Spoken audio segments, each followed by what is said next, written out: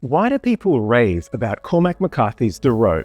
What makes it so impactful and unforgettable? And how does it feel so immersive when the language seems, at first, to be working against you? When you look at how the novel is written, you notice something unusual. It's written in a way that, by conventional standards, should create distance between you and the story.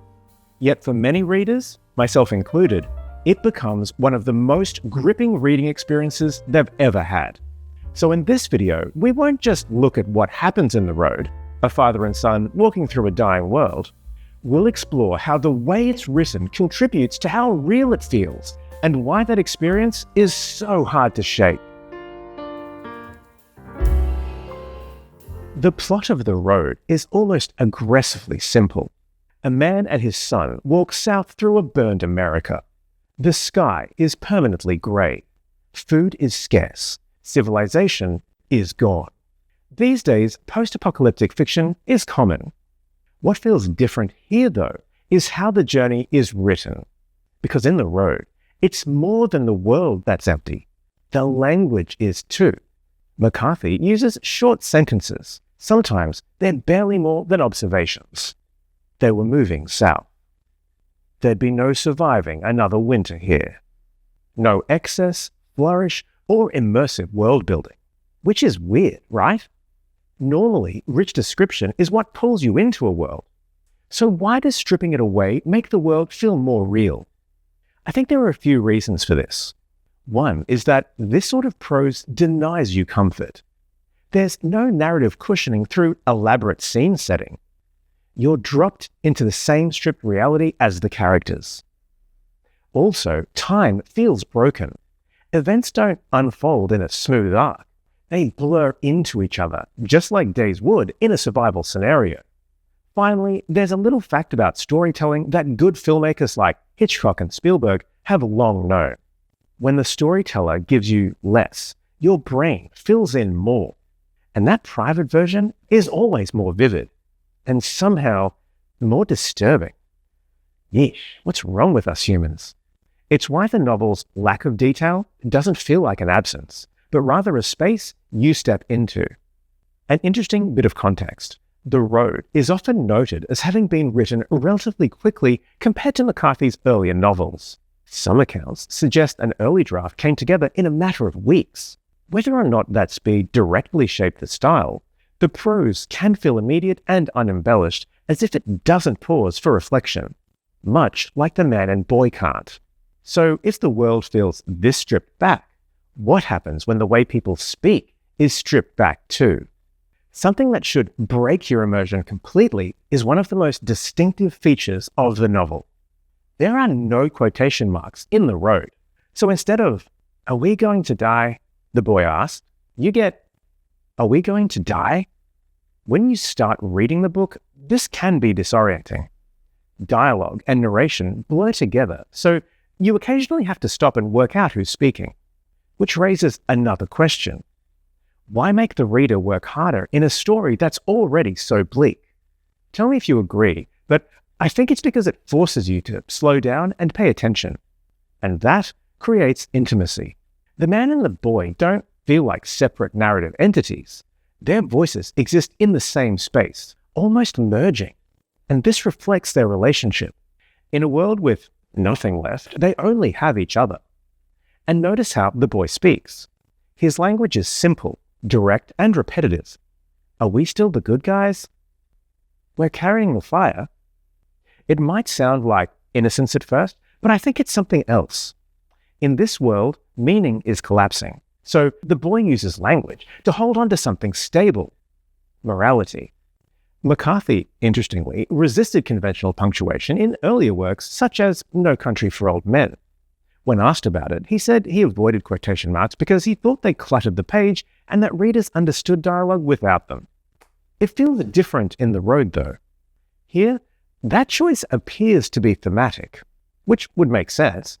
In a world where structures have collapsed, why would language remain intact? These are just voices trying to hold on. But the strangeness of the dialogue isn't the only thing shaping how this book feels when you read it. What does the rhythm of the sentences do? You'll start to notice something strange if you ever read The Road aloud. All things were older than man, and they hummed of Who mystery. are you talking to? Which is that it starts to sound almost biblical. McCarthy uses repetition, especially the word and, to create a rolling, rhythmic flow, writing that reads like, he walked, and he saw, and he stood in the grey light and the cold. This type of writing shouldn't work by modern standards. It's clunky and seems overwritten. Whether or not that was deliberate, the effect can make the journey feel inevitable and continuous. In terms of plot, it creates the rhythm of endurance and reinforces the monotony of survival. Walking, searching, eating, sleeping, over and over. You step into the portal of this world and experience its repetition. McCarthy's background might reveal a deeper layer here. Before gaining major recognition, he spent years writing dense, challenging novels that received relatively little commercial success. He kept writing regardless, even without clear reward or mainstream attention. What do you think? Do you think that sense of persistence leaves any trace in The Road? Not in a literal sense, but in its refusal to slow down or soften its direction. Tell me in the comments if you think I'm reaching, but I feel like this isn't just stylistic, but a philosophical message to the readers. To succeed, you keep going. And then you keep going again. This leads to something even more striking. What happens when the most important details are the ones missing? Perhaps the most powerful aspect of The Road is what McCarthy leaves out. We never learn what caused the apocalypse, nor do we get any detailed backstories. Even major events, moments of violence and horror, are often described briefly and with restraint, sometimes almost casually. The basement scene. If you've read the book, you know the one I mean, where the man and boy discover something, is described with shocking simplicity. Forget about drawn-out horror. McCarthy won't indulge it, which makes you wonder, why hold back when the world itself is so extreme? It ties into what we discussed in part 1. When the language pulls back, your imagination steps in and makes it worse. You fill in the details yourself. This sort of thing also applies to McCarthy's handling of the father. We know he's sick and dying, but McCarthy never dramatizes it with speeches or medical explanations. You just experience his quiet deterioration, which reflects something crucial about the character. The father doesn't have the luxury of reflection. His language, like his life, is focused on immediate survival.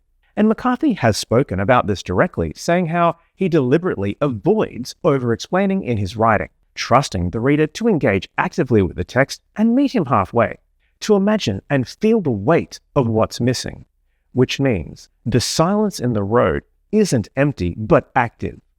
It's where the story expands. You get to imagine and build something far more haunting than the text alone ever could. Which brings us to the novel's emotional core. A pretty incredible contradiction, or what might seem like it for those who haven't read the novel, is that for all its bleakness, The Road is, at its core, a story about love. But McCarthy expresses it with simple lines like, "I'm right here," and "we're okay." Love appears in these small repeated phrases. This raises my final query. Why make something this emotional sound so simple? Could it be because in a world stripped of everything, language returns to its most basic function, reassurance? The father's actions of protecting, teaching, and carrying replace elaborate expression. And how does the boy respond? By insisting on goodness, by asking repeatedly if they are still the good guys. His insistence on goodness becomes its own form of emotional language. This might be where McCarthy's real life matters most. McCarthy wrote The Road after the birth of his son when he was already in his 60s. If you look at it from this angle, this wasn't an abstract story. It was a personal, late-in-life meditation on fatherhood, vulnerability, and fear. It's a common thought parents have. What do you pass on to your child when the world feels uncertain?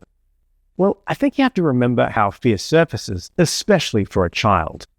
I mean, unless your kid's a child prodigy, it's unlikely to come out in poetic speeches. Instead, it comes out in quiet, repetitive, almost desperate words. It's why kids are rarely reassured by a parent bombarding them with grandiose lectures.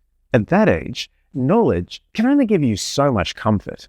Kids want something simpler. Plain and straightforward statements are easier to grasp and harder to lose. Now, this is where opinions about the book start to divide. I've read or heard some call The Road boring, depressing, or overly minimalist. If you've watched this far, it's obvious I don't share this view. The novel definitely doesn't spoon-feed you. Instead, like a good teacher, it requires you to bring something to the table. You have to participate. For me, that's part of why it lingers. The experience of reading it becomes inseparable from the story itself. And that, to me, is what makes its prose so remarkable. Maybe nothing I've said in this video is enough to convince you it's perfect prose, which is fine, because it's never my intent. Perhaps perfection is impossible. The pursuit, however, is where maybe not the fun in this case is, but definitely where the experience is. Read on!